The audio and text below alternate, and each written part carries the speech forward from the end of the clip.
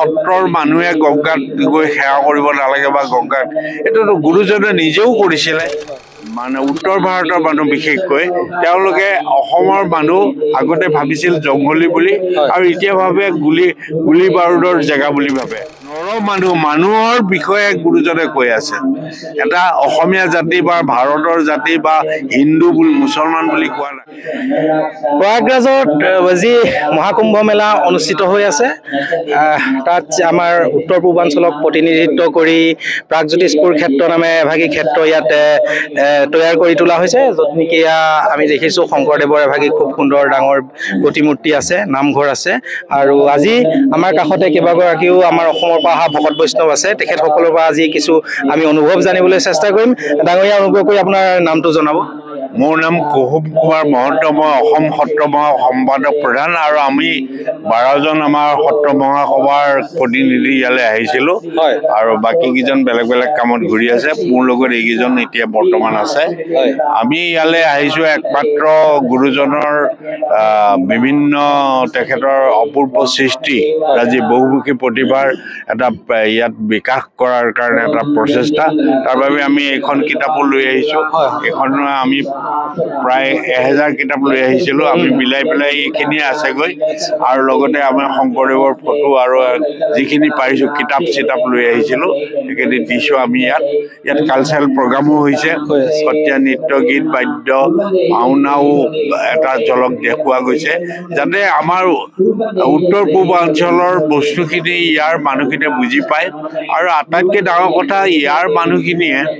মানে উত্তৰ ভাৰতৰ মানুহ বিশেষকৈ তেওঁলোকে অসমৰ মানুহ আগতে ভাবিছিল জংঘলী বুলি আৰু এতিয়া ভাবে গুলি বাৰুদৰ জেগা বুলি ভাবে বন্দুকৰ ভাগ গতিকে তেওঁলোকো জানক যে আমি শান্তিপ্ৰিয় আমাৰ 550 বছৰ আগতে পৃথিৱীৰ সৰ্বশ্ৰেষ্ঠ এজন গুৰু আছিলে আৰু এতিয়াও সেই গুৰুৱে সৰ্বকালৰ সৰ্বশ্ৰেষ্ঠ বুলি প্ৰমাণিত হৈ আছে আৰু তেখেতৰ আদৰ্শকে লৈ পেলাই আমি ইয়ালৈ আহিছোঁ আৰু তেখেতৰ দৰ্শন আদৰ্শ আমি ইয়াত এটা প্ৰচাৰ কৰিবলৈ এটা ক্ষুদ্ৰ প্ৰয়াস কৰিছোঁ ইয়াত যি আমাৰ পবিত্ৰ গংগা স্নানৰ কথাভাগ আছে আপুনি গংগা স্নান কৰিলে কৰিছোঁ আমি গংগা শুনক কোনোবাই হয়তো ক'ব পাৰে যে সত্ৰৰ মানুহে গংগাত গৈ সেৱা কৰিব নালাগে বা গংগাত এইটোতো গুৰুজনে নিজেও কৰিছিলে নিজে গংগাত আহি পেলাই তেখেতৰ পিতৃ দেৱতা বা তেখেতৰ যিসকল উপৰি পুৰুষৰ ইয়াতে তেওঁ পিণ্ড দিছিলে গতিকে ইয়াত আমাৰ মানা নাই আৰু গংগা কাকৰি যিহেতু ভাৰতবৰ্ষৰ মানুহে বিশেষকৈ সনাতন ধৰ্মীয় মানুহখিনিয়ে পৃথিৱীৰ সনাতন ধৰ্মীয় মানুহে গংগাক মাতৃ বুলিয়ে ভবা হয় আৰু এইটো শ্ৰীকৃষ্ণৰ পদৰ তলৰ পৰা ওলাইছে পদৰ পৰা আৱিৰ্ভাৱ হয় গতিকে আমি শ্ৰীকৃষ্ণৰ পদৰ ধূলি ল'বলৈ আমাৰ 7 জন্ম কি 14 জন্মতো আমাৰ এইখিনি নহ'ব কিন্তু গংগাত যদি স্নান কৰিছোঁ তাৰ গুৰু শ্ৰীকৃষ্ণ আমাৰ উপাস্য দেৱতাৰ আমি আমাৰ উপাস্য ভগৱানৰ তেখেতৰ আমি পদধূলি আমি মূৰত লৈছোঁ বুলি ভাবি লৈছোঁ এনে অনুভৱ কেনেকুৱা আপোনাৰ গংগাৰ স্নান কৰি অনুভৱ মানে এইটো আমি জীৱনত নেদেখোৱা বস্তু এটা দেখিছোঁ য'তে কোটি কোটি মানুহ কোটি কোটি ভক্ত অবাল বৃদ্ধ সকলোৱে আহি খোজকাঢ়িব নোৱাৰো তেখেতসকল আহিছে আহি পেলাই এইটো নৰনাৰায়ণক যি দেখিছোঁ তাতকৈ আৰু বেলেগ ভাবি লাভ নাই যিসকল এতিয়া অসমৰ পৰা আহিম বুলি এতিয়াও ভাবি আছে তেখেতসকলক আপুনি কি ক'ব বিচাৰিব পাৰিলে আহিলে ভাল আপোনালোকে এনেকুৱা এটা পৰিৱেশ নাপাব আৰু 144 বছৰ পিছতহে এনেকুৱা এটা পৰিৱেশ পাব 12 বছৰ কৰি 12টা বছৰ 12টা তেনেকুৱা যুগ যাব লাগিব তেতিয়াহে আমি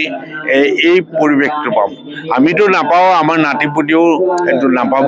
গতিকে এই সময় থাকোঁতে মই আহ্বান কৰিছোঁ নৰ্থ ইষ্ট অসমৰে নহয় নৰ্থ ইষ্টৰ যিসকল লোকে এতিয়াও ভাবি আছে আহিম বুলি আহক এবাৰ চাওক এবাৰ নিজকে এই ৰাইজৰ লগত মিলাই লওক আমি ভাৰতবাসী হিচাপে এটা কথা মনত ৰাখিব শ্ৰীমন্ত শংকৰদেৱে ভাৰতৰ বৰিষে বুলিহে কৈছিলে ভাৰতৰ বৰিষে জম্বু দ্বীপৰ বিষয়ে কৈছে জম্বু মানে পৃথিৱী আৰু উবা নৰ লোক অবাধ নৰলোক গোটেই মানুহৰ বিষয়ে গুৰুজনে কৈ আছে এটা অসমীয়া জাতি বা ভাৰতৰ জাতি বা হিন্দু বুলি মুছলমান বুলি কোৱা নাই অবাধ নৰলোক আৰু ভাৰতবৰ্ষে বোলে ৪৪ বাৰ তেখেতে লিখি থৈ গৈছে অসমৰ মাত্ৰ এবাৰ কৈছে সেইজন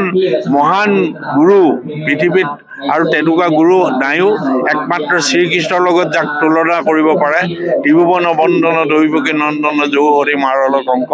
জগত তাৰণ দেৱ নাৰায়ণ শংকৰে তাই অংক বুলি মাধৱদেৱে নিজে প্ৰকাশ কৰি গৈছে সেই গুৰুজনৰ আদৰ্শ আমি কিমান আগবঢ়াব পাৰোঁ সেইটোৰ কাৰণে অসমীয়া মানুহক আমি